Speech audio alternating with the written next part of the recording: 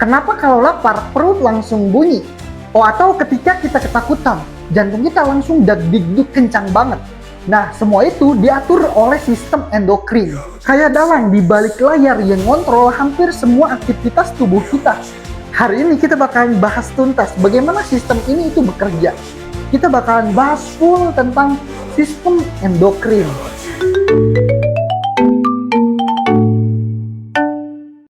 Halo Sobat Biota, selamat datang di Zona Sekolah Biologi TV, calon pembelajaran sains terlengkap dan gratis di Indonesia.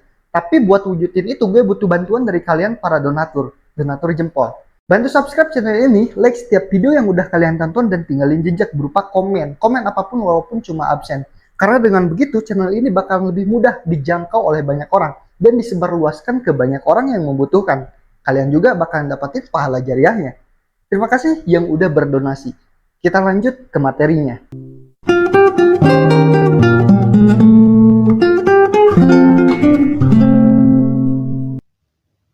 Istilah endokrin artinya mensekresikan sesuatu di dalam tubuh. Ini karena sistem endokrin bekerja dengan cara mengeluarkan senyawa kimia pembawa pesan, di mana akan ditransportasikan pada aliran darah menuju organ yang sesuai untuk menimbulkan respon. Nah, senyawa kimia pembawa pesan ini itu disebut dengan hormon. Maka dari itu, sistem endokrin juga itu disebut dengan sistem hormonal. Nah Sob, pernah mendengar kata feromon? Nah, seringkali ada yang menganggap bahwa feromon dan juga hormon itu sama ya. Dan juga memang benar sih, hormon dan feromon keduanya merupakan senyawa sebagai pembawa pesan atau informasi tertentu. Tetapi keduanya berbeda dari segi fungsi dan tempat pengeluarannya. Feromon ini berfungsi untuk memfasilitasi komunikasi antara satu individu dengan individu yang lain. Seperti contohnya untuk menarik perhatian lawan jenis maupun menandai wilayah teritorial.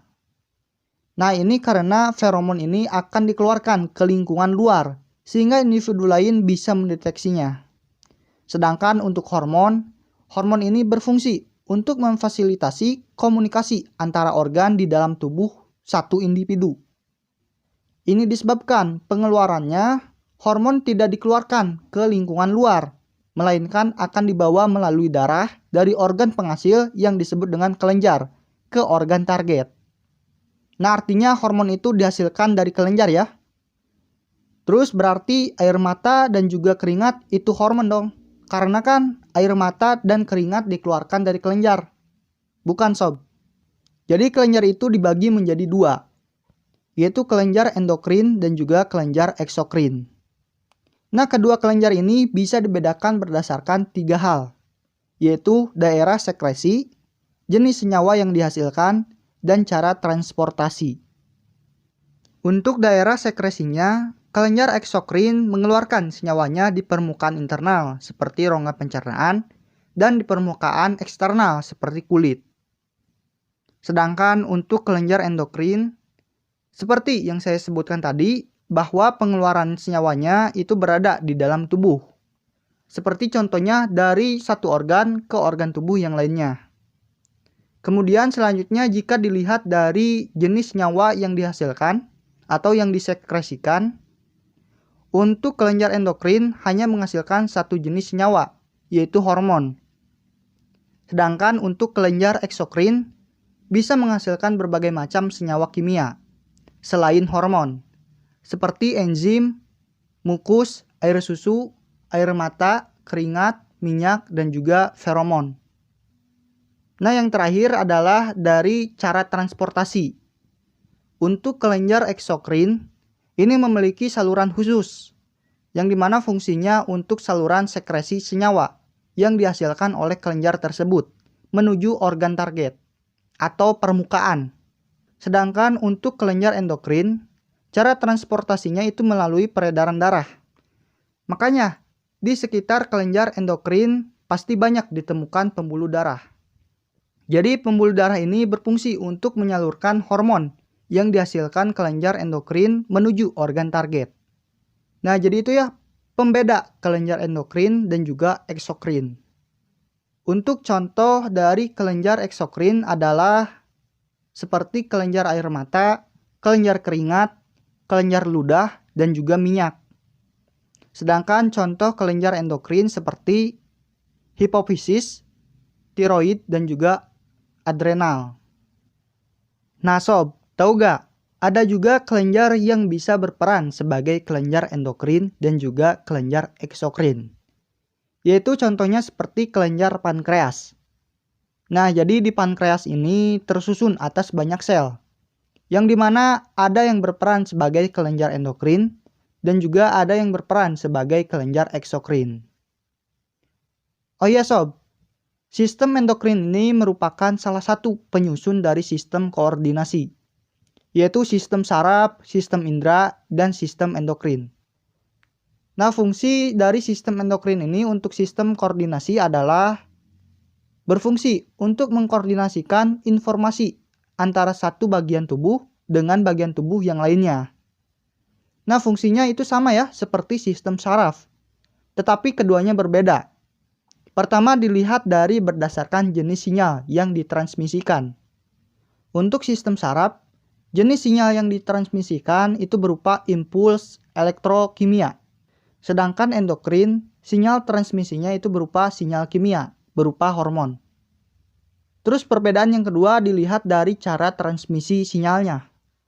Untuk sistem saraf, yaitu dari reseptor ke efektor melalui akson dan juga sinapsis.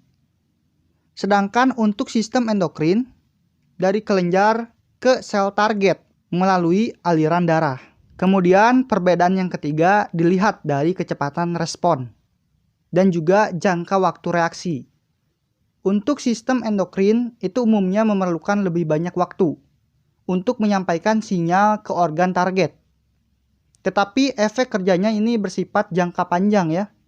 Sebaliknya, untuk sistem saraf ini memiliki respon kecepatan yang cepat. Bahkan bisa jadi kurang dari 1 detik. Nah, selain cepat, efek kerjanya itu bersifat sementara. Nah, itu ya perbedaan antara sistem saraf dan juga sistem endokrin. Tetapi sob, ada juga yang namanya neurohormon. Nah, apa sih neurohormon ini? Hormon ini berupa hormon yang diproduksi oleh sel neuroendokrin atau sel neurosekretori. Nah, sel ini merupakan sel saraf yang termodifikasi untuk menghasilkan hormon. Untuk contoh dari neurohormon ini adalah hormon adrenalin. Hormon adrenalin ini bisa dibilang spesial sob, karena hormon adrenalin ini bisa berperan sebagai neurotransmitter maupun hormon. Jika sebagai neurotransmitter, hormon adrenalin berfungsi untuk meneruskan informasi ke sel saraf lainnya maupun ke efektor. Sementara itu, sebagai hormon, adrenalin ini disekresikan ke pembuluh darah oleh sel neurosekretori yang ada di kelenjar adrenal untuk kemudian ditransportasikan ke organ target yang sesuai. Nah, uniknya lagi, kerja dari hormon ini terbilang sangat cepat sob. Jadi bisa disimpulkan bahwa tidak semua hormon kerjanya lambat ya. Nah oke, jadi itu ya perkenalan kita dengan sistem endokrin. Nah, sistem endokrin ini kerjanya nyalurin hormon yang disebarkan ke seluruh tubuh. Tapi hormon-hormon ini itu diproduksi oleh kelenjar-kelenjar khusus yang tersebar di berbagai tempat tubuh kita. Ada yang di otak, di leher, sampai di perut. Masing-masing punya tugas yang berbeda-beda. Kita bakalan kenalan sama para pemainnya. Kita bakalan bahas macam-macam kelenjar endokrin.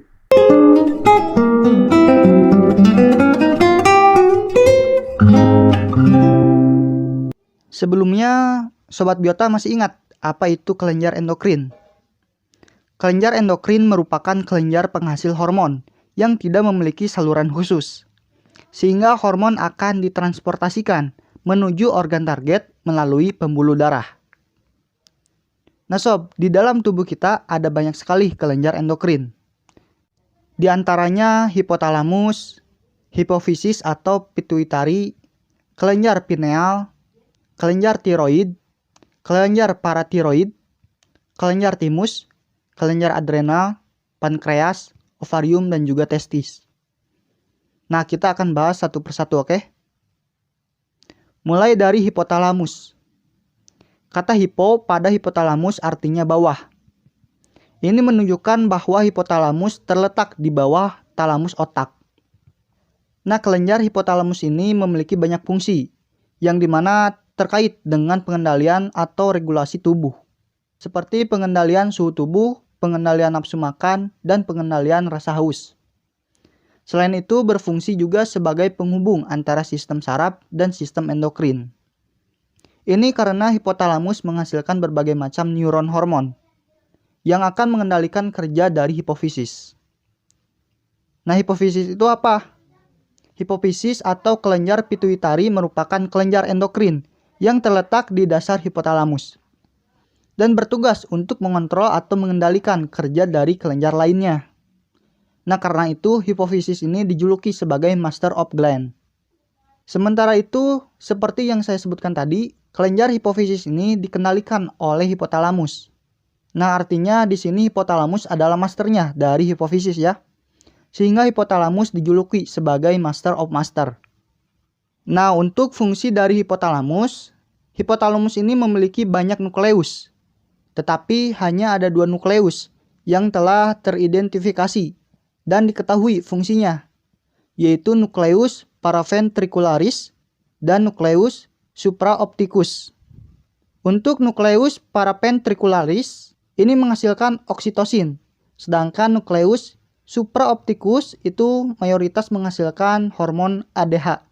Nah, selain bisa menghasilkan oksitosin dan juga ADH, hipotalamus juga bisa mensekresikan releasing hormon atau suatu hormon yang mendorong produksi dari hormon yang ada pada hipofisis, dan juga bisa mensekresikan inhibiting hormon atau hormon yang bersifat menghambat produksi dari reaksi hormon yang diproduksi oleh hipofisis.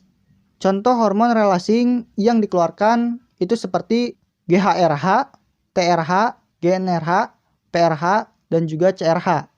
Sedangkan untuk hormon inhibitingnya, contohnya seperti somatostatin atau GHIH dan hormon PIH. Sedangkan hipofisis terbagi menjadi 2 lobus, yaitu yang pertama hipofisis anterior atau adenohipofisis dan hipofisis posterior atau disebut juga neurohipofisis. Keduanya tersusun oleh sel yang berbeda ya. Untuk anterior itu tersusun atas sel-sel endokrin yang kerjanya dikontrol oleh neurohormon yang dihasilkan oleh hipotalamus. Sedangkan hipofisis posterior ini tersusun atas pemanjangan akson hipotalamus dan mensekresikan hormon dari hipotalamus.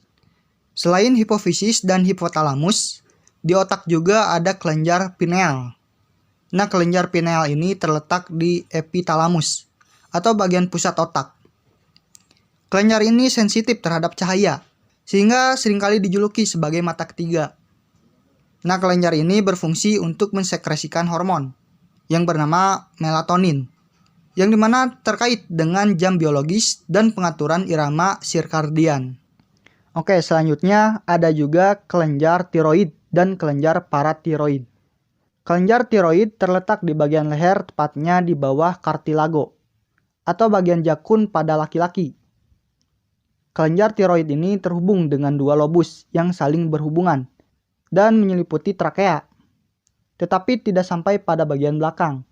Justru di bagian belakang kelenjar tiroid ini terdapat kelenjar endokrin yang berbeda, yaitu kelenjar paratiroid, yang dimana jumlahnya ada 4 buah. Istilah paratiroid dari kata para yang artinya sekitar atau dekat dengan.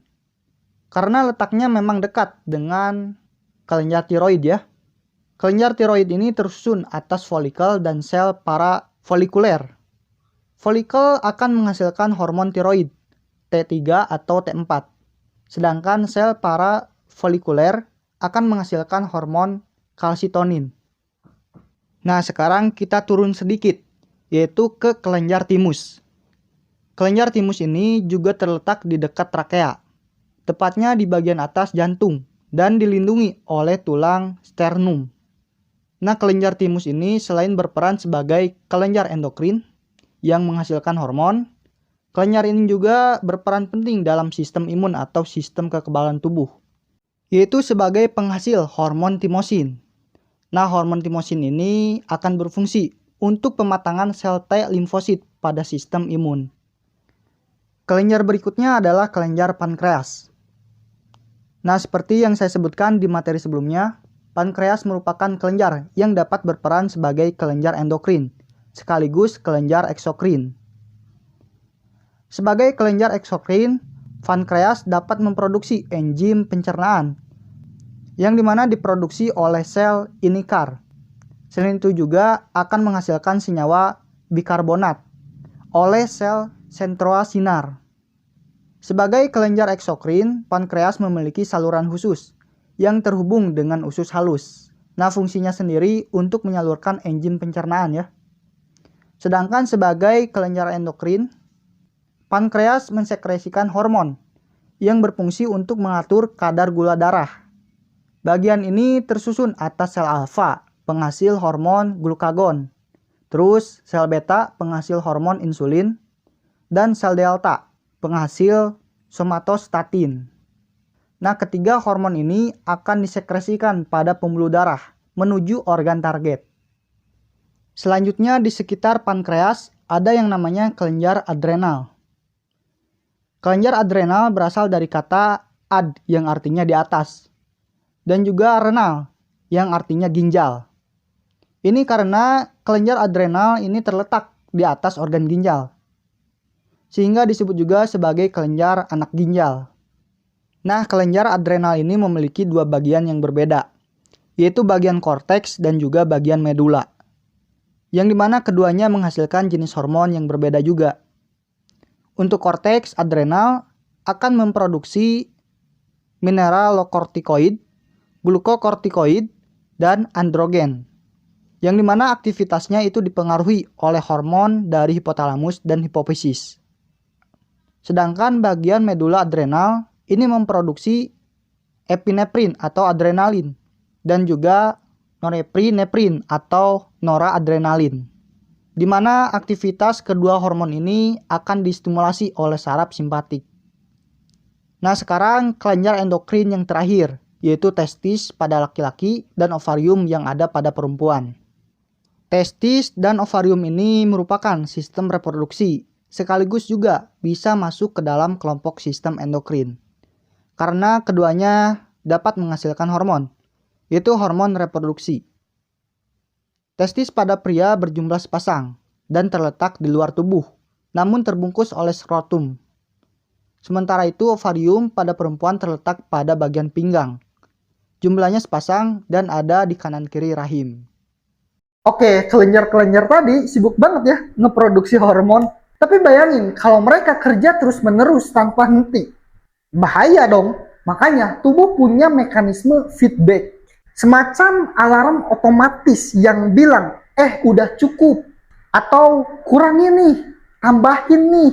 Nah ini yang ngebikin semuanya tetap seimbang di dalam tubuh kita. Kita bakal bahas lebih dalam tentang mekanisme feedback sistem endokrin.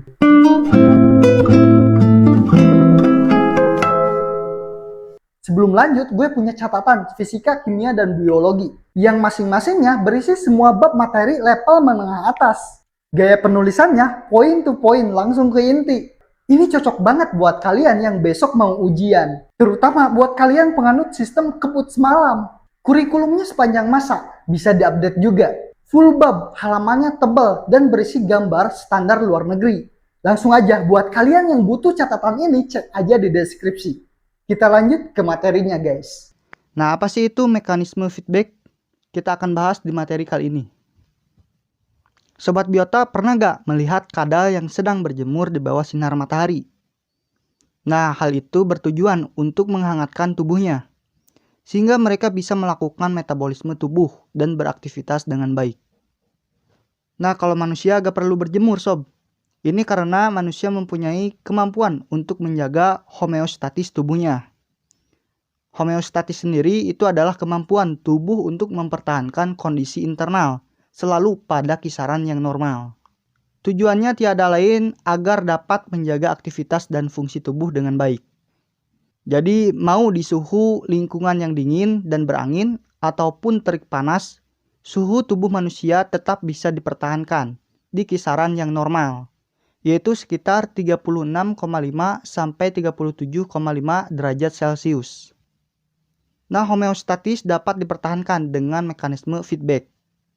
Secara sederhana, mekanisme feedback atau umpan balik ini merupakan serangkaian proses yang dimana nantinya respon atau output akan mempengaruhi stimulus atau input. Nah, mekanisme output memiliki 3 komponen utama, yaitu sensor, control center, dan juga efektor. Sensor atau reseptor ini merupakan komponen yang bertugas untuk mendeteksi stimulus berupa perubahan kondisi di dalam tubuh dan akan mengirimkan informasinya ke control center. Control center akan bertugas untuk menganalisis stimulus atau perubahan kondisi yang ada di dalam tubuh. Salah satu contoh dari control center adalah hipotalamus. Nah, ketika kondisi tubuh jauh dari kisaran normalnya, maka control center akan mengaktifasi efektor atau organ target. Selanjutnya, efektor akan merespon informasi dari control center dengan mengembalikan perubahan kondisi tubuh ke kondisi yang normal. Nah, sob, mekanisme feedback sistem endokrin ada 2 macam, yaitu mekanisme feedback negatif dan mekanisme feedback positif. Feedback negatif ini terjadi ketika respon yang dihasilkan oleh efektor menekan atau menurunkan intensitas dari stimulus, sehingga respon tidak diberikan berlebihan dan biasanya kasusnya membuat kondisi tubuh dapat kembali ke kisaran normal. Contoh dari feedback negatif atau umpan balik negatif adalah seperti kondisi pH pada usus halus. Pada kondisi normal, usus halus memiliki pH yang netral dan cenderung ke basa.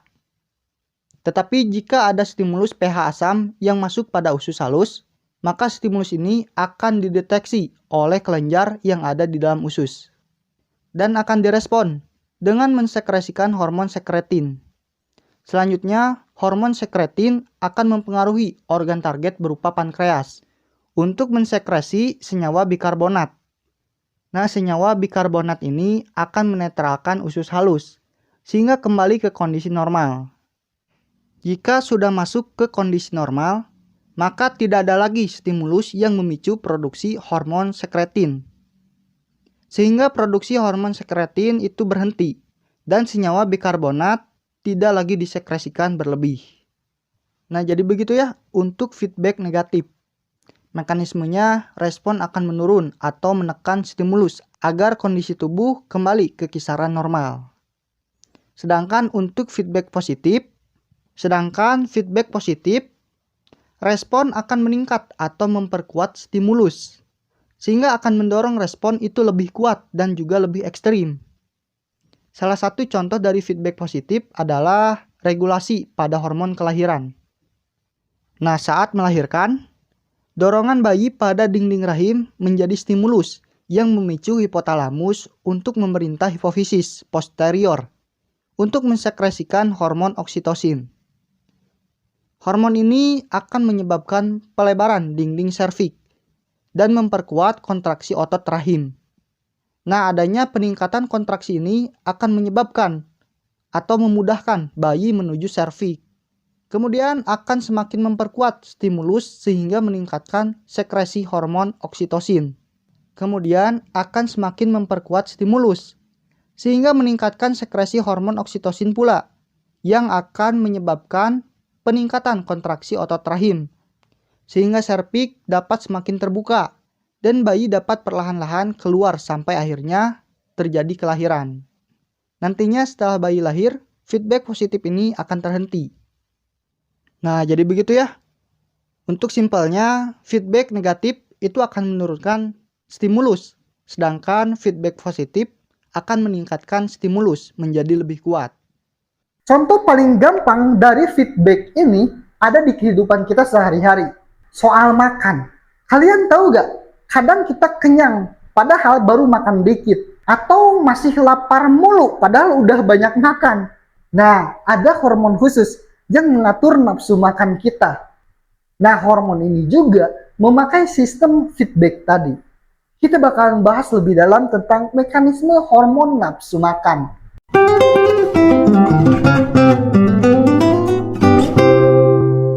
Sobat Biota, tahu gak kenapa kita bisa merasakan rasa lapar dan juga kenyang? Nah, jawabannya sangat terkait dengan ketersediaan energi di dalam tubuh. Jadi, rasa lapar akan muncul ketika ketersediaan energi di dalam tubuh kita sudah rendah. Dan nantinya, rasa lapar akan mendorong kita untuk melakukan aktivitas makan. Yaitu tujuannya untuk meningkatkan ketersediaan energi di dalam tubuh kita melalui asupan makanan yang kita makan. Nah, nantinya jika ketersediaan energi sudah cukup, maka akan muncul rasa kenyang. Rasa kenyang ini kemudian akan mendorong kita untuk berhenti makan. Tujuannya untuk mencegah masuknya sumber energi yang berlebihan. Tetapi sebenarnya pengaturan rasa lapar dan juga kenyang ini sangat terkait dengan sistem endokrin atau hormon. Jadi ada beberapa hormon yang terikat dengan pengaturan lapar dan juga kenyang. Di antaranya ada hormon grelin, insulin, leptin, dan PYY atau peptide tirosin. Nah, keempat hormon ini masing-masingnya akan mempengaruhi hipotalamus sebagai kontrol senter nafsu makan. Tujuannya untuk mendorong respon lapar ataupun kenyang. Nah, untuk lebih jelasnya lagi kita akan bahas ya. Kita mulai dari hormon grelin. Hormon ini merupakan hormon yang memunculkan rasa lapar. Mekanismenya begini. Jadi kan rasa lapar itu muncul ketika kita belum makan. Jadi tidak ada makanan yang masuk ke dalam lambung kita. Nah, dalam kondisi ini lambung kita sedang dalam kondisi kosong ya. Lambung yang kosong ini kemudian akan menjadi stimulus yang mendorong sel-sel endokrin untuk menghasilkan hormon grelin. Hormon ini kemudian diedarkan bersama dengan pembuluh darah dan sampai ke hipotalamus. Di hipotalamus, hormon grelin ini akan bekerja mendorong hipotalamus meningkatkan nafsu makan sehingga akan memunculkan rasa lapar. Selain itu juga hormon ini akan mendorong hipotalamus meningkatkan sekresi neuropeptide atau NPY. Nah, NPY ini akan memberikan perintah ke efektor sehingga muncullah respon aktivitas makan. Dan juga NPY ini akan menurunkan aktivitas metabolisme tubuh, yang dimana tujuannya untuk menghemat energi yang tersisa di dalam tubuh kita. Nah, selain itu, grelin juga akan menstimulasi kontraksi otot lambung, dan juga akan meningkatkan sekresi GH. Tujuan dari kontraksi otot lambung adalah mempersiapkan otot lambung untuk mencerna makanan yang masuk ketika kita sudah mulai makan. Nah, sedangkan jika saat kondisi lambung masih kosong, maka suara kontraksi dari lambung terdengar lebih jelas. Inilah yang menyebabkan mengapa saat kita lapar, perut kita berbunyi. Sementara itu, meningkatnya sekresi GH, tujuannya untuk mengatur distribusi cadangan energi di dalam tubuh dalam bentuk lemak. Ketika ketersediaan energi dalam tubuh kita itu rendah, yaitu saat kita lapar ya. Nah, jadi begitu ya fungsi dari grelin dan juga mekanisme dari rasa lapar. Nah, ketika kita sudah makan nih dan ketersediaan energi sudah cukup, maka sekresi grelin akan dihentikan dan sekresi insulin, leptin, PPY akan ditingkatkan. Tujuannya untuk mendorong hipotalamus memunculkan rasa kenyang. Nah, untuk lebih jelasnya lagi gimana? Kita akan bahas sob. Sebelumnya perlu diingat ya, rasa kenyang muncul ketika kita sudah makan. Ini karena ketika kita sudah makan, maka sistem pencernaan itu akan bekerja untuk mencerna makanan yang masuk ke dalam tubuh kita. Dan hal ini akan menyebabkan peningkatan ketersediaan sumber energi tubuh kita, khususnya dalam bentuk glukosa. Nah, peningkatan glukosa ini akan menyebabkan peningkatan kadar gula darah. Dan peningkatan kadar gula darah akan menjadi stimulus yang mendorong peningkatan hormon insulin.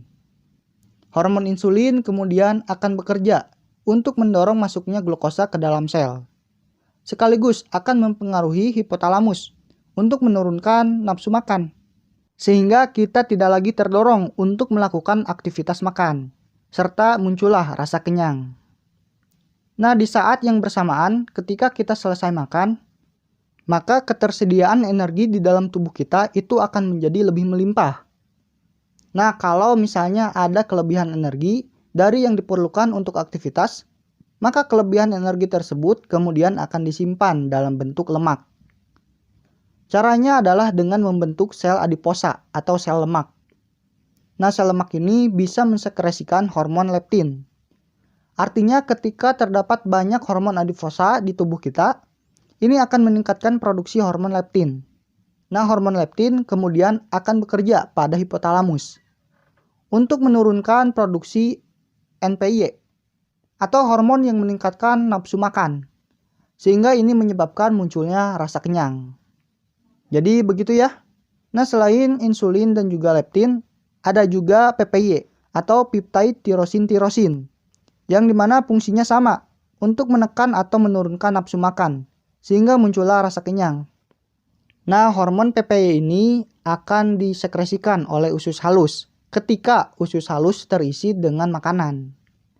Dan hormon PPY ini akan bekerja pada hipotalamus untuk menurunkan nafsu makan, sehingga timbul rasa kenyang sekaligus menurunkan kontraksi otot lambung, dan juga bisa mensekresikan getah pada pankreas.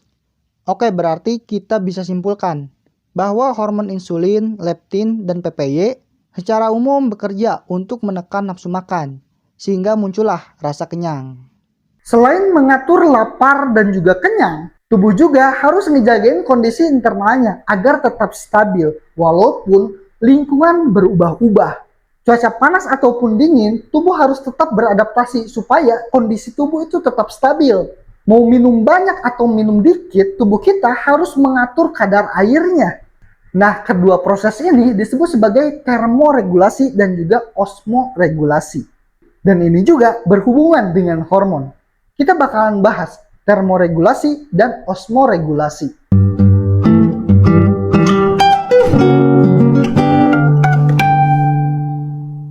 Kita akan mempelajari terlebih dahulu tentang mekanisme hormon osmoregulasi. Jadi, simak baik-baik dan jangan lupa untuk dicatat, oke? Nah, pernah gak nih sob bertanya-tanya kenapa saat kita haus kita akan mencari air atau merasa ingin minum air? Nah, jadi penjelasannya begini. Haus itu merupakan respon tubuh ketika kita sedang dehidrasi atau cairan di dalam tubuh kita itu berkurang. Nah, ketika kita kekurangan cairan di dalam tubuh, maka osmolalitas darah akan meningkat di atas kisaran yang normal. Apa sih osmolalitas itu? Jadi osmolalitas itu merupakan kekentalan. Kekentalan darahnya itu meningkat karena kurangnya cairan yang ada di dalam tubuh.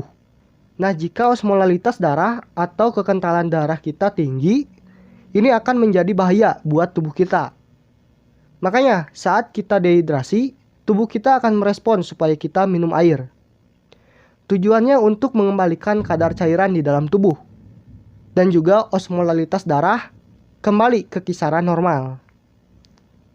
Nah, pengaturan osmolalitas darah agar tetap di kisaran normal ini itu disebut dengan osmoregulasi. Nah, osmoregulasi ini juga sebenarnya melibatkan berbagai macam hormon di dalamnya.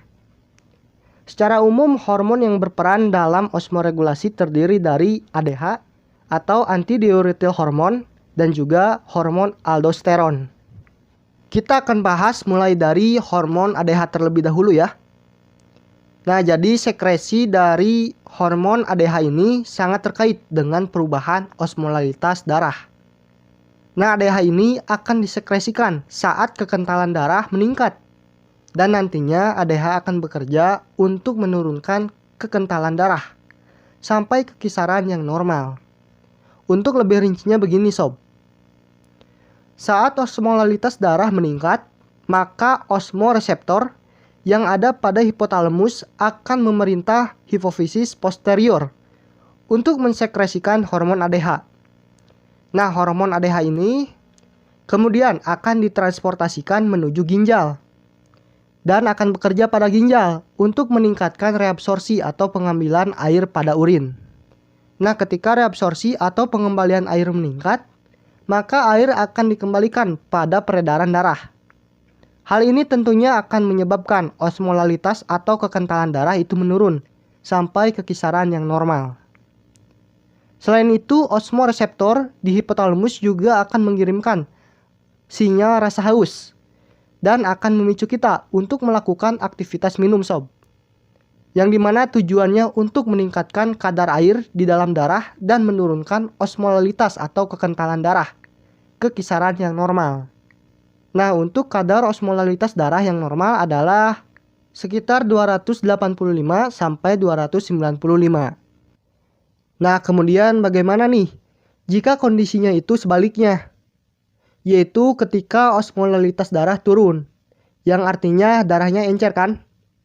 Nah, maka kalau terjadi seperti ini, hormon ADH ini akan diturunkan dan menyebabkan reabsorpsi atau penyerapan air di dalam ginjal akan menurun, sehingga kelebihan air di dalam tubuh itu dapat dikeluarkan melalui urin dan osmolalitas darah pun kembali ke kisaran normal. Nah, untuk peranan hormon ADH begitu ya. Jika osmolalitas darah naik, maka sekresi dari hormon ADH itu akan naik juga. Sebaliknya, jika osmolalitas darah turun, maka sekresi ADH juga akan turun. Nah sob, selain hormon ADH, ada juga hormon aldosteron yang berperan untuk osmoregulasi. Hormon aldosteron ini dihasilkan oleh kelenjar adrenal, tepatnya di bagian korteks yang tersusun oleh sel-sel endokrin. Nah, sekresi hormon aldosteron ini akan terkait dengan perubahan volume di dalam darah. Jadi ketika volume darah turun dari kisaran normalnya, yaitu sekitar 5 liter, misalnya penyebabnya adalah dia terluka dan banyak kehilangan darah. Nah, hal ini akan menjadi stimulus yang mendorong peningkatan sekresi dari aldosteron. Peningkatan aldosteron ini akan meningkat untuk meningkatkan volume darah dan mengembalikan darah ke kisaran normal. Untuk detailnya seperti ini sob.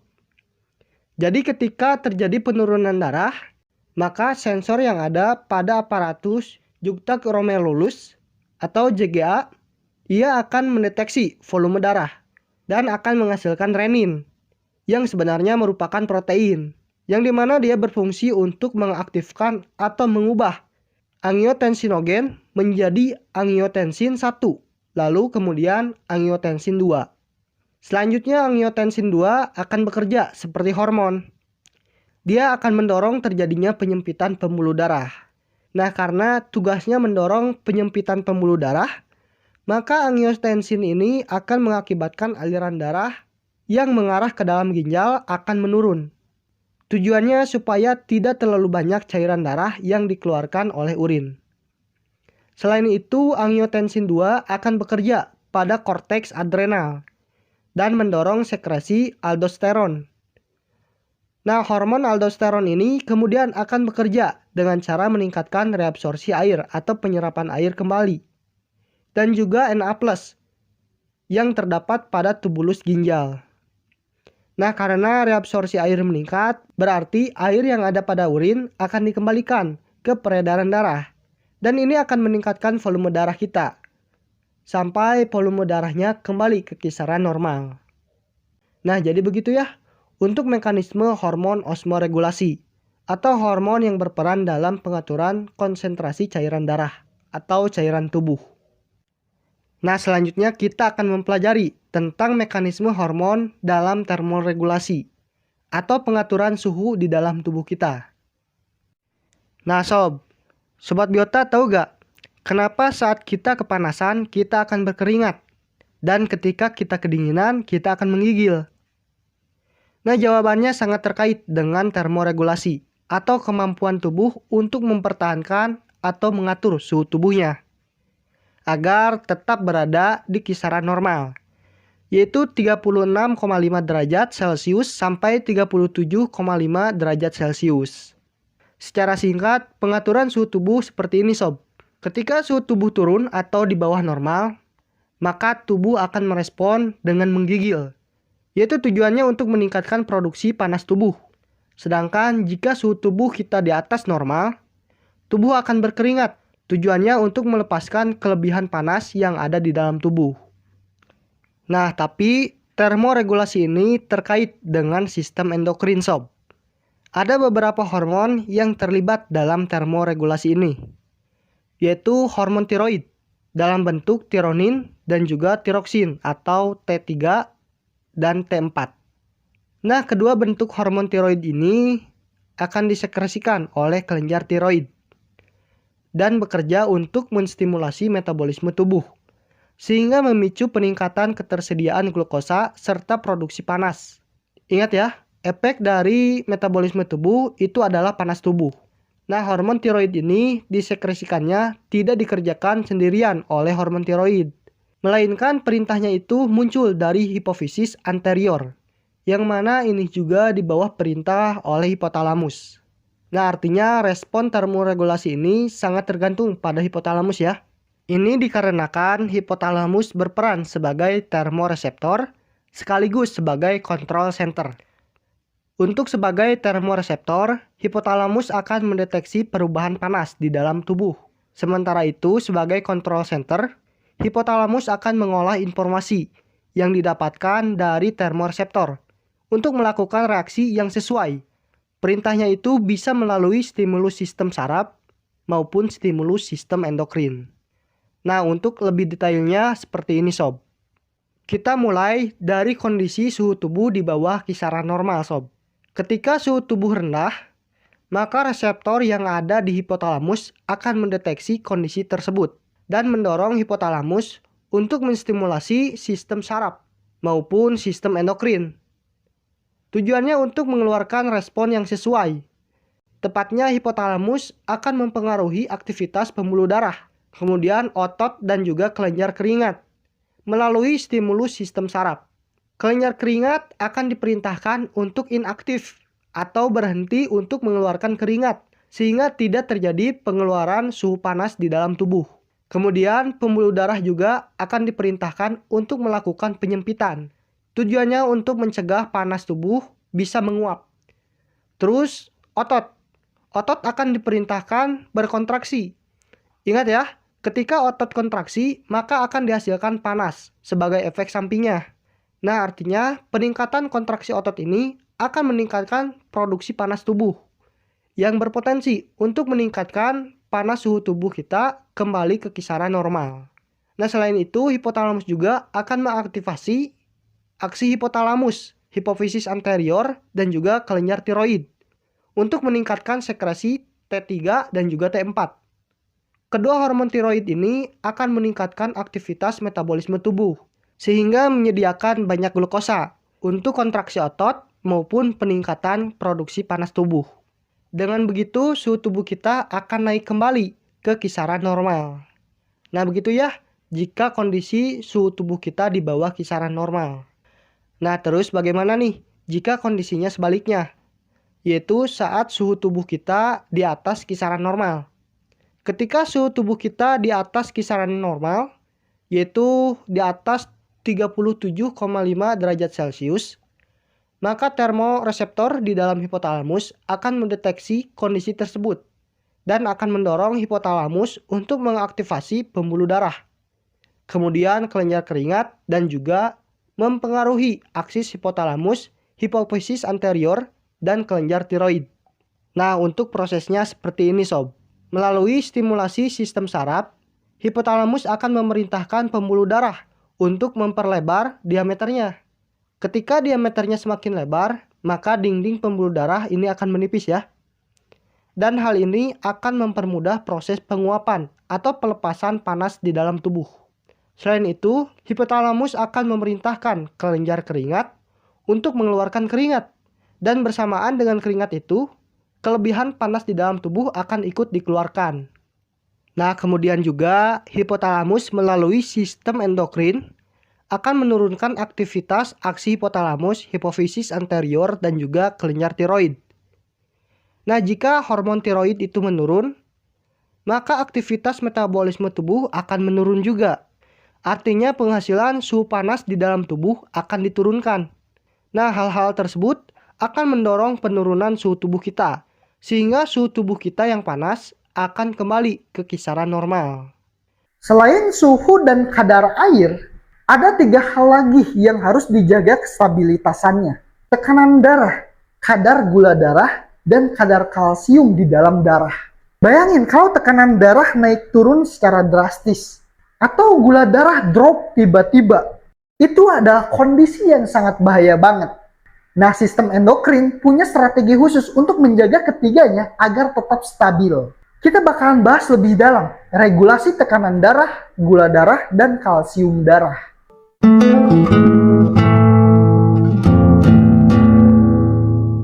Sebelum kita lanjut, gue bakalan nunjukin catatan yang udah gue tulis dan siap buat kalian santap. Penulisannya gue tulis poin to poin yang cocok banget buat nguatin pemahaman memori jangka panjang. Dan cocok juga buat ingatan jangka pendek yang berguna banget buat para penganut sistem kebut semalam yang besok mau menghadapin ujian. Dan bisa gue bilang, ini kurikulum sepanjang masa yang selalu ada di level menengah atas pelajaran sains. Kalaupun ada kurikulum baru, kalian bakalan tetap dapatin akses update-nya. Nah, ini yang gue suka dari buku digital. Lebih leluasa ngelihat materinya. Zoom in, zoom out, bebas nyaman kita, terutama kalau ada gambar-gambar. Selain itu, enak banget cari kata kunci yang materinya pengen kita pelajari. Buat kalian yang butuh, silahkan dapetin catatan ini. Aksesnya ada di deskripsi. Cek juga produk gue yang lainnya, siapa tahu kalian tertarik. Oke, makasih waktunya. Kita lanjut ke materinya. Kita mulai dari hormon regulasi tekanan darah. Sobat biota tahu gak apa itu tensimeter? Tensimeter atau nama lainnya adalah sphygmomanometer. Nah, alat ini berfungsi untuk mengukur tekanan darah, sob. Tepatnya tensimeter ini akan mengukur besarnya tekanan sistol dan juga diastol. Nah, besarnya tekanan darah normal atau tekanan sistol dan diastol yang normal adalah 120 per 80 mmHg, yaitu 120 mmHg untuk tekanan sistol yang normal dan 80 mmHg untuk tekanan diastol yang normal.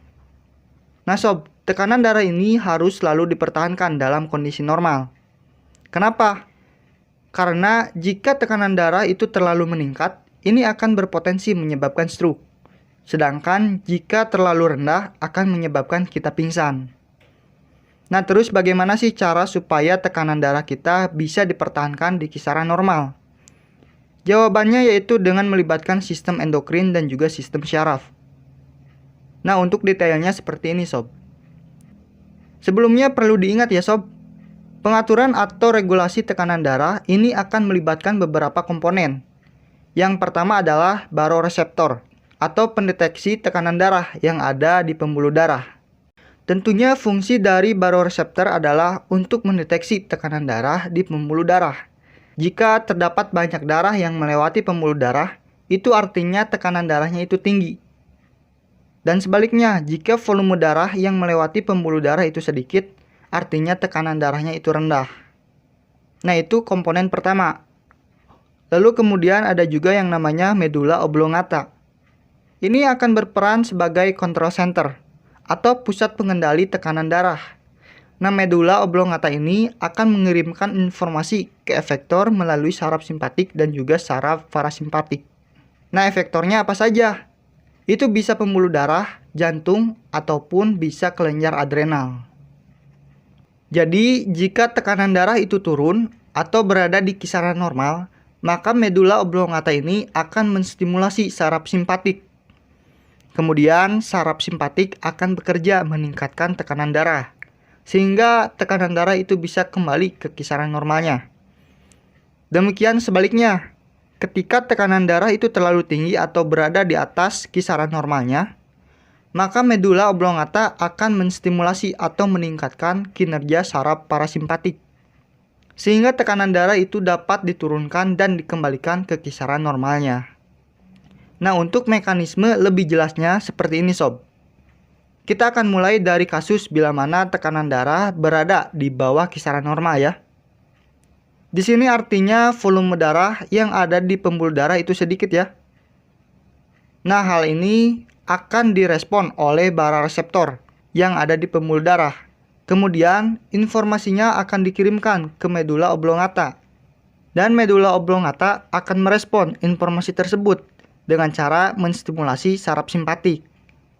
Nah, saraf simpatik ini kemudian akan bekerja pada kelenjar adrenal, pembuluh darah, dan juga otot jantung. Untuk di otot jantung, saraf simpatik akan meningkatkan denyut jantung. sedangkan di pembuluh darah akan memicu vasokonstriksi atau penyempitan diameter pembuluh darah. Kemudian, kalau untuk di medula adrenal, saraf simpatik akan meningkatkan sekresi hormon adrenalin dan juga hormon noradrenalin. Nah, kedua hormon ini akan memperkuat efek dari saraf simpatik, yang artinya ia akan semakin mendorong penyempitan volume pembuluh darah dan juga peningkatan denyut jantung. Dengan demikian, tekanan darah yang tadinya rendah itu dapat ditingkatkan kembali hingga ke kisaran normalnya. Nah, jadi begitu ya. Terus bagaimana sih kalau kondisinya itu terbalik? Yaitu jika tekanan darah melebihi kisaran normal. Nah, saat tekanan darah di atas kisaran normal, artinya volume darah yang melewati pembuluh darah itu banyak. Maka mekanismenya seperti ini. Saat tekanan darah melebihi kisaran normalnya, maka baroreseptor akan mendeteksinya. Kemudian, informasinya akan dikirimkan menuju medula oblongata. Lalu medula oblongata akan meresponnya dengan cara menstimulasi atau meningkatkan aktivitas dari saraf parasimpatik. Selain itu juga akan menurunkan aktivitas dari saraf simpatik. Nah, kemudian saraf parasimpatik ini akan bekerja pada jantung untuk menurunkan denyut jantung, sehingga kecepatan aliran darah itu menurun. Nah, selain itu juga saraf parasimpatik akan memacu vasodilatasi atau pelebaran volume pembuluh darah. Yang artinya jika pembuluh darah melebar, itu akan berarti diharapkan darah yang melewati pembuluh darah tidak akan terlalu menekan dinding pembuluh darah, sehingga tekanan darah itu akan turun. Nah, karena saraf simpatik itu diturunkan, artinya tidak ada stimulus yang akan mendorong medula adrenal untuk mensekresikan hormon adrenalin dan juga noradrenalin. Akibatnya sekresi kedua hormon ini akan menjadi turun ya. Jadi begitu ya untuk penurunan tekanan darah menuju kisaran normal. Di kasus ini yang berperan adalah saraf parasimpatik. Berbeda halnya di kasus sebelumnya saat tekanan darah itu rendah dan ingin ditingkatkan menuju tekanan darah yang normal. Nah, di sana yang berperan adalah saraf simpatik. Jadi cukup jelas ya perbedaan antara fungsi dari saraf simpatik dan juga parasimpatik. Nah, tapi sob, sebenarnya nih, regulasi atau pengaturan tekanan darah tadi itu merupakan regulasi tekanan darah jangka pendek, yaitu yang melibatkan syaraf otonom, seperti saraf simpatik dan juga parasimpatik. Nah, selain itu, ada juga yang namanya regulasi tekanan darah jangka panjang. Ini melibatkan sistem RAAS, atau hormon aldosteron. Nah, maksud dari jangka panjang di sini gimana? Yaitu regulasi tekanan darah pada kondisi tertentu. Misalnya nih, pada saat kecelakaan yang mengakibatkan banyak hilangan darah.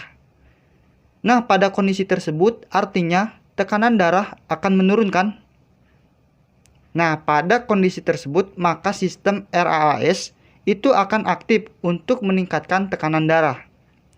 Caranya gimana? Yaitu dengan cara meningkatkan sekresi hormon aldosteron, yang kemudian akan meningkatkan reabsorpsi atau penyerapan air kembali dan juga Na+ di ginjal. Nah, hal ini akan meningkatkan volume darah yang artinya tekanan darah juga akan meningkat.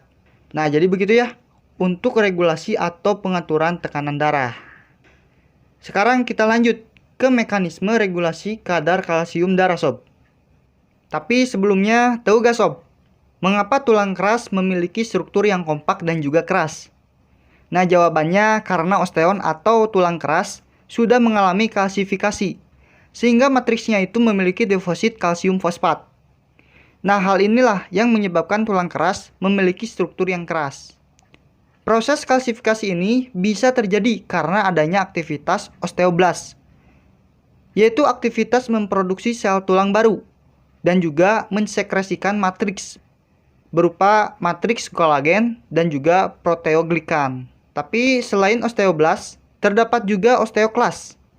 Osteoklas ini bisa mensekresikan enzim yang akan menghancurkan deposit kalsium yang ada pada tulang.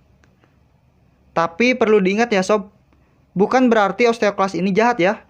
Justru osteoklas ini berfungsi untuk pemodelan ulang tulang atau membuang jaringan tulang yang lama ataupun rusak, kemudian diganti dengan sel-sel tulang yang baru, serta deposit mineral tulang yang baru juga. Nah, sob, aktivitas dari osteoblast dan juga osteoklas ini ternyata dipengaruhi oleh hormon kalsitonin dan juga PTH atau Farad hormon. Yang dimana kedua hormon tersebut dia bersifat antagonis atau berlawanan, tetapi berperan dalam pengaturan kadar kalsium dalam darah. Sama-sama berperan ya. Nah sob, sebelum lanjut, mungkin di antara sobat biota ada yang bertanya-tanya, mengapa sih kadar kalsium darah itu harus diregulasi?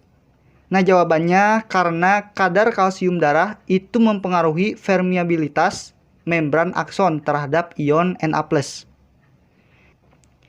Jadi ketika kadar kalsium itu terlalu tinggi, maka permeabilitas akson terhadap Na+ akan rendah. Kalau permeabilitasnya rendah, maka kemampuan sel saraf akan mengalami depolarisasi menjadi rendah. Akibatnya sensitivitas sel saraf menjadi rendah dalam merespon suatu stimulus. Sebaliknya, ketika kadar kalsium darah rendah, maka permeabilitas akson terhadap Na+ akan terlalu tinggi.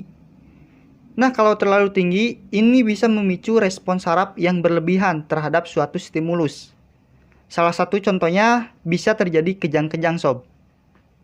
Nah, inilah mengapa kadar kalsium darah sangat penting untuk diregulasi atau diatur supaya tetap di kisaran normalnya.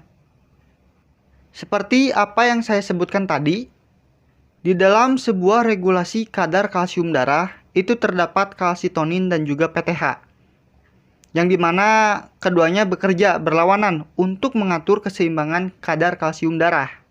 Nah, untuk detailnya begini sob. Ketika kadar kalsium itu turun atau di bawah kisaran normalnya, yaitu 8,6 sampai 10,3 dl, maka PTH akan bekerja untuk meningkatkan kadar kalsium darah. Yang artinya Farad hormon atau PTH ini fungsinya adalah meningkatkan kadar kalsium darah. Sebaliknya, jika kadar kalsium itu tinggi atau di atas kisaran normalnya, maka kalsitonin akan bekerja untuk menurunkan kadar kalsium darah hingga kembali ke kisaran normal sob. Untuk lebih jelasnya lagi seperti ini. Jadi, ketika terjadinya penurunan kadar kalsium darah, maka stimulus tersebut akan mendorong sel-sel yang berada di kelenjar paratiroid untuk menghasilkan PTH atau Farad hormon ya. Nah, PTH lalu akan bekerja pada ginjal dan juga tulang. Di tulang, PTH akan menghambat osteoblast dan menstimulasi aktivitas osteoplas. Nah, aktifnya osteoplas ini akan menyebabkan dekalsifikasi pada tulang. Jadi kalsium pada tulang itu akan dilepaskan ke pembuluh darah sehingga meningkatkan kadar kalsium yang ada di dalam darah. Sedangkan untuk di ginjal, PTH akan menstimulasi tubulus yang ada pada ginjal untuk meningkatkan reabsorpsi atau penyerapan kembali kalsium yang ada di dalam urin.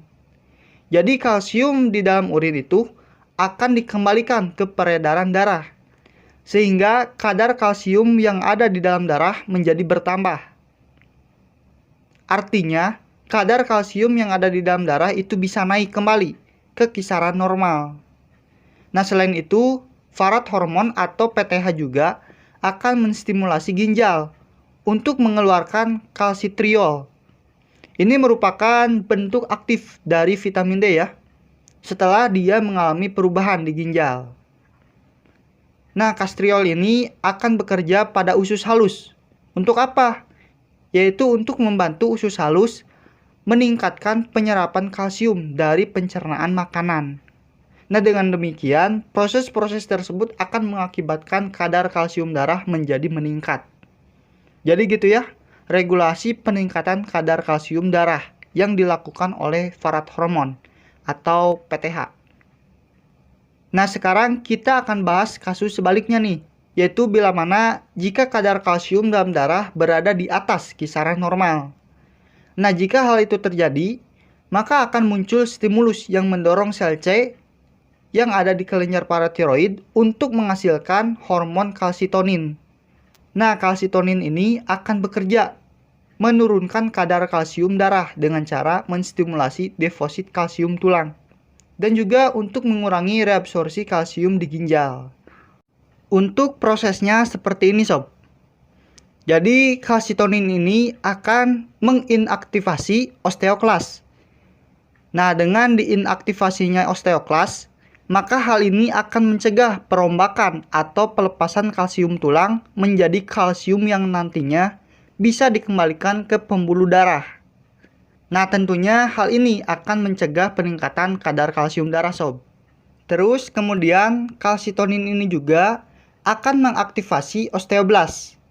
Nah, dengan diaktifasinya osteoblas, maka akan terbentuk lebih banyak matriks kolagen proteoglikan. Nah, dengan lebih banyaknya matriks ini terbentuk, maka kelebihan kalsium pada darah itu bisa dideposit oleh tulang, membentuk kalsium tulang.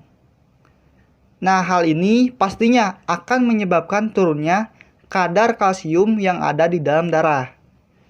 Selain itu, kalsitonin juga akan bekerja pada ginjal untuk menurunkan reabsorpsi kalsium dari urin. Dengan begitu, kelebihan kalsium di dalam tubuh itu bisa dikeluarkan bersamaan dengan urin. Nah, hal-hal tersebutlah yang bisa mengurangi kadar kalsium di dalam darah yang tadinya tinggi menjadi ke kisaran normalnya. Jadi begitu ya sob, regulasi kadar kalsium yang ada di dalam darah. Nah, oke. Regulasi darah yang akan kita bahas selanjutnya adalah regulasi kadar gula darah. Regulasi kadar gula darah. Nah sob, sebelumnya coba perhatikan makanan dan minuman ini. Coba bayangkan bagaimana rasa manisnya. Nah, rasa manis pada makanan ini itu disebabkan adanya gula. Gula atau glukosa merupakan bahan utama yang digunakan sel untuk membentuk molekul pembawa energi atau ATP. Nah, karena gula ini sangat terkait dengan ketersediaan energi tubuh, maka gula akan diedarkan ke seluruh tubuh melalui sistem peredaran darah. Gula atau glukosa yang terlarut di dalam darah ini akan disebut sebagai gula darah. Nah, kandungan gula darah itu bisa mengalami fluktuasi sob atau berubah-ubah tergantung kondisi tubuh kita. Saat kita lapar atau berpuasa, kandungan glukosa darah akan menurun. Sebaliknya, saat kita selesai makan, apalagi makanan-makanan yang manis, maka kandungan glukosa di dalam darah kita akan meningkat. Tetapi, kandungan glukosa di darah ini akan selalu dijaga atau dipertahankan oleh tubuh kita agar tetap berada di kisaran normalnya, yaitu sekitar 80-100 mg per dl. Proses pengaturan ini itu disebut dengan regulasi gula darah atau regulasi glukosa darah. Nah sob, saat kita berpuasa, kandungan glukosa darah sangat rendah.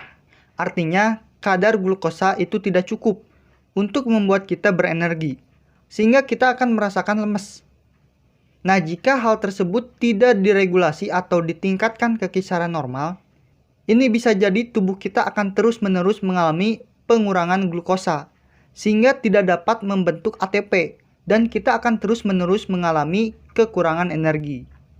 Nah, sebaliknya sob, ketika kadar gula darah kita terlalu tinggi, misalnya saat kita telah banyak makan makanan manis, dan kondisi ini tidak dikembalikan lagi ke kisaran normal, maka darah akan menjadi terlalu kental, atau osmolalitasnya itu meningkat. Tentunya, darah yang terlalu kental ini, salah satunya akan menyebabkan jantung harus bekerja ekstra, untuk harus memompa darah ke seluruh tubuh. Ini pastinya akan berakibat buruk pada jantung kita sob. Lantas bagaimana sih cara tubuh kita untuk mengontrol kadar gula darah supaya kadar gula darah di tubuh kita selalu berada di kisaran normal? Nah, untuk mekanismenya sebagai berikut sob. Nah sob, kisaran darah normal adalah di kisaran 80-100 mg per dl. Nah, sesaat setelah makan, maka kadar glukosa di dalam darah kita akan meningkat sekitar 170 sampai 200 mg per dl. Nah, peningkatan kadar gula darah ini adalah hal yang normal ya sob. Karena kandungan karbohidrat di dalam makanan akan dipecah menjadi glukosa oleh sistem pencernaan. Untuk kemudian akan diedarkan kembali melalui peredaran darah. Nah, peningkatan kadar gula darah di atas kisaran normal ini lalu menjadi stimulus yang mendorong sel beta pankreas untuk menghasilkan hormon insulin. Hormon insulin inilah yang berfungsi untuk menurunkan kadar gula darah, yaitu dengan cara menstimulasi penyimpanan glukosa ke dalam sel. Prosesnya seperti ini sob. Jadi, setelah insulin diedarkan oleh pembuluh darah menuju ke sel target, yaitu sel hati dan juga sel otot, maka insulin akan berikatan dengan reseptor pada sel target. Selanjutnya, hormon insulin ini akan mendorong terjadinya transduksi sinyal, yang dimana ini akan mengaktifkan protein transporter glukosa atau GLUT. Dengan aktifnya GLUT ini, memungkinkan glukosa dari kapiler darah dapat masuk ke dalam sel target, yaitu untuk dimanfaatkan secara langsung dalam bentuk ATP atau energi, maupun disimpan dalam bentuk glikogen. Nah, hal inilah yang menyebabkan kadar gula darah menjadi menurun dan kembali ke kisaran normal. Nah, karena kinerja dari hormon insulin ini mengikuti mekanisme feedback negatif, maka penurunan kadar gula darah akan menyebabkan penurunan produksi hormon insulin juga. Nah, sebaliknya nih sob, saat kita dalam keadaan lapar atau dalam keadaan berpuasa, maka kadar gula darah akan terus menurun hingga di bawah kisaran normalnya. Hal ini akan menjadi stimulus yang mendorong pankreas untuk mensekresikan hormon glukagon, tepatnya oleh sel alfa pankreas ya. Nah, hormon glukagon ini akan bekerja di sel hati untuk mendorong terjadinya pemecahan glikogen menjadi glukosa. Glukosa tersebut kemudian diedarkan bersama darah, sehingga kadar glukosa di dalam darah dapat meningkat sampai ke kisaran normal. Nah, jadi begitu ya, dari pembahasan ini terlihat ya, bahwa glukagon itu berfungsi untuk meningkatkan kadar gula darah, yaitu dengan cara mendorong pemecahan glikogen menjadi glukosa, maupun mendorong reaksi gluconeogenesis atau reaksi pembentukan glukosa dari bahan lain, seperti karbohidrat, lemak, maupun protein. Nah sob, ternyata selain glukagon, hormon lainnya seperti epinefrin atau adrenalin, kemudian kortisol, tiroksin, dan growth hormone atau GH juga ikut dalam meningkatkan kadar glukosa darah. Akan tetapi, kondisi kerja dari hormon-hormon tersebut agak sedikit berbeda.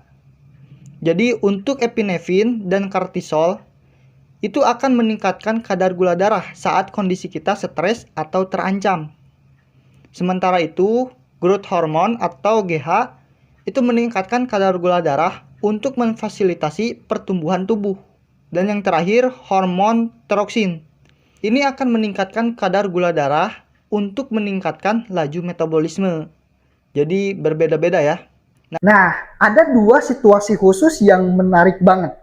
Yang pertama, waktu kita stres. Entah karena ujian ataupun ketakutan, tubuh kita punya respon hormon yang spesifik. Kedua, adalah proses pertumbuhan dari bayi sampai dewasa. Itu menggunakan hormon. Hormon stres dan hormon pertumbuhan ini punya peran yang besar banget bagi kehidupan kita. Maka dari itu, kita bakalan bahas hormon stres dan hormon pertumbuhan.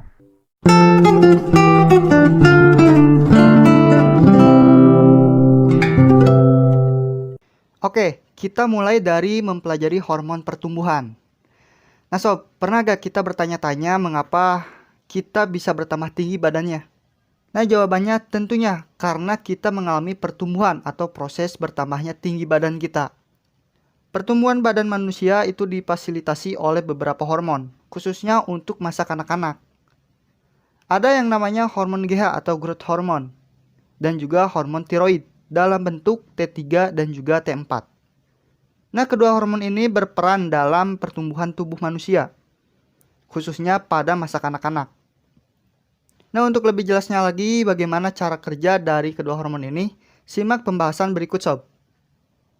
Nah sob, sekresi growth hormone atau GH ini didalangi oleh hipofisis anterior yang dikontrol oleh hipotalamus melalui sekresi GHRH atau growth hormone releasing hormone dan juga sekresi GHIH atau growth hormone inhibiting hormone. GHRH ini akan memicu pertumbuhan dengan cara menstimulasi stromatotrop mensekresikan GH. Sedangkan GHIH sebaliknya, ia akan mengendalikan pertumbuhan agar tidak berlebihan dengan cara menghambat sekresi GH. Nah sob, untuk pemicu pertumbuhan, maka stimulus seperti latihan fisik, nutrisi dan juga sekresi grelin atau hormon nafsu makan, itu akan memicu sekresi GH oleh hipofisis anterior. Tepatnya stimulus ini akan dideteksi oleh hipotalamus dan mendorong hipotalamus untuk mensekresikan GHRH. Lalu GHRH akan mendorong hipofisis anterior untuk mensekresikan GH ke pembuluh darah. Nah, oleh pembuluh darah, GH akan ditransportasikan ke sel targetnya. Sel targetnya antara lain berupa sel adiposa, sel otot, lalu sel tulang, dan juga sel hati. Nah, untuk di sel adiposa, GH akan mendorong pemecahan simpanan energi dalam bentuk lemak. Kemudian di tulang, GH itu akan menstimulasi pembelahan sel-sel tulang, khususnya pembelahan sel tulang rawan, dan juga pemanjangan sel tulang. Kemudian kalau di otot, GH ini akan meningkatkan massa otot. Sementara itu, kalau di hati, GH akan mendorong pemecahan glikogen menjadi glukosa, serta membentuk glukosa dari bahan-bahan lain seperti lipid dan lainnya. Tujuannya apa? Yaitu untuk meningkatkan ketersediaan sumber energi yang ada di dalam tubuh dalam bentuk glukosa. Nah, tujuan dari peningkatan glukosa ini adalah untuk meningkatkan ketersediaan energi yang bisa memfasilitasi proses metabolisme tubuh dan memfasilitasi pertumbuhan juga. Nah, selain itu, GH juga akan mendorong hati untuk mensekresikan IGF-1 atau insulin like growth factor 1. Nah, tapi sob, kira-kira IGF-1 ini buat apa ya? Mari kita pelajari. Seperti yang saya katakan tadi, IGF-1 itu disekresikan oleh hati ya, melalui stimulasi dari GH. Nah, IGF-1 ini memiliki fungsi untuk memediasi kerja dari GH. Maksudnya gimana? Nah, bisa dikatakan IGF-1 ini akan meningkatkan efektivitas kerja dari GH dalam mempengaruhi sel target. Karena IGF-1 ini memiliki efek yang sama terhadap sel target GH. Nah, jadi IGF-1 yang dihasilkan oleh hati kemudian akan diedarkan ke pembuluh darah. Dan dia juga akan mempengaruhi sel target dari GH. Yaitu akan mendorong sel tulang aktif atau lebih aktif membelah, sel otot lebih aktif meningkatkan massa ototnya, dan sel adiposa aktif dalam meningkatkan pemecahan lemak. Nah, selain itu, IGF-1 juga ini bisa dihasilkan oleh efektor dari GH lainnya, seperti sel tulang dan juga sel otot. Jadi mereka dapat menghasilkan IGF-1 sendiri. Tapi bedanya, IGF-1 yang dihasilkan oleh sel tulang dan juga sel otot itu tidak bisa diedarkan ke peredaran darah, melainkan hanya untuk mempengaruhi sel-sel yang ada di sekitarnya. Dan selain itu juga, IGF-1 yang dihasilkan oleh hati itu bisa memicu feedback negatif ke hipotalamus. Karena IGF-1 ini akan mempengaruhi hipotalamus untuk mensekresikan GHIH dan menurunkan sekresi GHRH. Nah, karena GHIH-nya meningkat, berarti GHIH ini akan menghambat aktivitas sekresi dari GH atau aktivitas sekresi GH. Dengan demikian, IGF-1 ini akan memicu feedback negatif ke hipotalamus untuk mengendalikan pertumbuhan ketika kadar GH yang disekresikan itu sudah lebih dari cukup. Jadi itu ya fungsi dari GH atau growth hormone untuk pertumbuhan. Oh iya, tadi saya mengatakan bahwa terdapat dua hormon yang berperan dalam pertumbuhan ya, yaitu growth hormone atau GH dan juga hormon tiroid. Nah, untuk yang GH tadi sudah kita pelajari ya. Terus fungsi dari hormon tiroid bagi pertumbuhan itu apa? Nah, hormon tiroid khususnya dalam bentuk T3 dan juga T4 itu memiliki fungsi untuk meningkatkan kinerja dari hormon GH itu sendiri, sob. Nah, jadi begitu ya untuk hormon pertumbuhan. Semoga bisa dicerna. Nah, sekarang kita lanjut untuk membahas mengenai hormon stres. Nah, sob, pernah gak nih mengalami kondisi seperti ini? Pastinya semua orang pernah mengalami kondisi seperti ini ya. Contohnya ketika kita akan menghadapi ujian dan kita tidak memiliki persiapan sama sekali. Tentunya kita bakal merasa cemas. Nah, rasa cemas ini merupakan salah satu dari keadaan stres. Di dalam biologi, stres merupakan kondisi yang mengancam homeostatis dalam tubuh kita. Stres dapat disebabkan karena adanya tekanan di dalam tubuh, misalnya overthinking atau rasa cemas berlebihan terhadap suatu hal. Bisa jadi juga itu datang dari tekanan yang berasal dari luar tubuh. Contohnya ketika kita dikejar anjing galak. Nah, ketika kita berada dalam kondisi stres, hipotalamus akan merespons stimulus ini dengan mengirimkan sinyal ke kelenjar endokrin lainnya, khususnya kelenjar adrenal. Itu dengan melalui dua mekanisme yang berbeda. Karena itu, respons stres itu dapat dibedakan menjadi respon jangka panjang dan juga respon jangka pendek. Oke, kita akan bahas satu persatu. Kita mulai dari respon jangka pendek. Pada respon jangka pendek, stres akan direspon dengan mekanisme fight or flight, yaitu dengan melibatkan saraf simpatik. Jadi pada respon stres jangka pendek ini, stimulus seperti ancaman fisik, aktivitas yang menantang, maupun paparan dingin itu akan menyebabkan hipotalamus mengaktifasi saraf simpatik. Informasi dari hipotalamus akan dikirimkan oleh saraf simpatik menuju ke kelenjar medula adrenal dan menyebabkan medula adrenal itu mensekresikan hormon adrenalin atau epinefrin dan juga noradrenalin atau norepinefrin. Nah, hormon adrenalin dan noradrenalin ini kemudian akan bekerja meningkatkan ketersediaan glukosa atau sumber energi tubuh supaya dapat melakukan respon fight or flight. Oleh karena itu, kedua hormon ini akan menstimulasi pemecahan glikogen menjadi glukosa pada otot maupun sel hati, sehingga bisa meningkatkan kadar gula darah yang ada di dalam tubuh. Kemudian tekanan darah, laju pernapasan, dan juga laju metabolisme juga akan ikut meningkat. Akan tetapi, untuk sistem pencernaan dan sistem ekskresi, khususnya pada ginjal, itu akan mengalami penurunan.